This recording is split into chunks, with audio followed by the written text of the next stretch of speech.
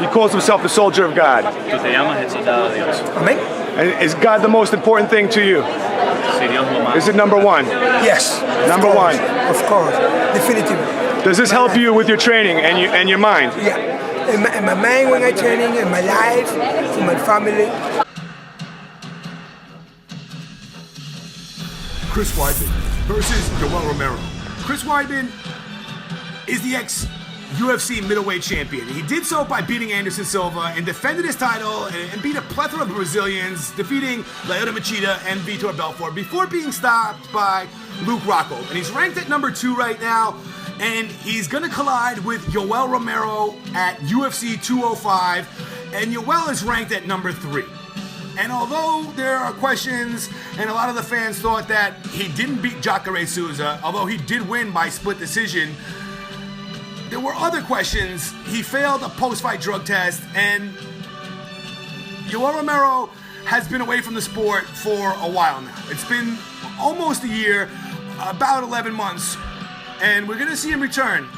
Yoel Romero is 39 years old. He's a lefty, and he's an Olympic silver medalist, and he's gonna go out there and face off with the All-American, Chris Weidman. So both these guys are outstanding wrestlers. 2 of the best wrestlers in the division. And the question here is, who is gonna be the dominant wrestler? And we saw Tim Kennedy go for takedowns against Yoel Romero, and right away, you know, even if he sort of got the takedown, Yoel Romero was able to transition, turn it around, and get the takedown. So this guy is almost impossible to take down. Although he's older than Chris Weidman, he is the bigger man at 5'10". Even though Chris Weidman has a few inches of height over him, Yoel Romero, from what we remember him, you know, and how big he looked in the past, he's a huge welterweight. And the punishment that he can deliver in that first round is insurmountable. He can just put so much pressure on you, and when he hits you, it's lights out in that first round. So Chris Weidman needs to be careful in the first round. This is a 3-round fight, not a 5-round fight.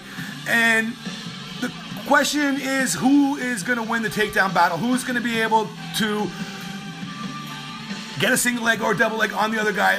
Or is it going to cancel each other out? Is the wrestling here going to cancel the other guy's wrestling out? Are we going to see a stand-up fight? And we know Chris Weidman went on an 8-fight winning streak upon entering the UFC, and he was on a 13-fight winning streak overall.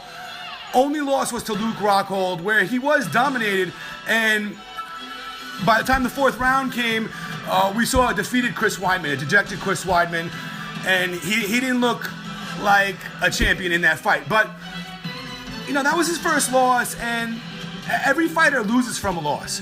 And although we haven't seen Yoel lose in UFC, we saw a loss back in the day. We saw him knocked out against Rafael Cavalcante back in Strikeforce. And he's been so dominant in UFC, beating the likes of Tim Kennedy, Derek Brunson, Lyoto Machida, and the highly ranked Jacare Souza. So the question here is, if Yoel Romero can defeat Chris Weidman, the ex-champion, is a championship fight inevitable for the Soldier of God? A lot of questions here because of the steroid bust. Is Yoel Romero going to look the same? Is he going to be older at 39 years old? Is he going to lose some speed? Or are we going to see the same fighter that we saw before? I'm going to go with Yoel Romero, and I'm going to say that he beats Chris Weidman by pure destruction, by being the stronger man, by being the bigger man, the more explosive man, and that's how he's going to do it. In the first round of this fight, we're going to see Yoel Romero knock out Chris Weidman. So I'm going to go with Yoel for a first round knockout. I would love to hear your opinion on this fight. Peace out, guys.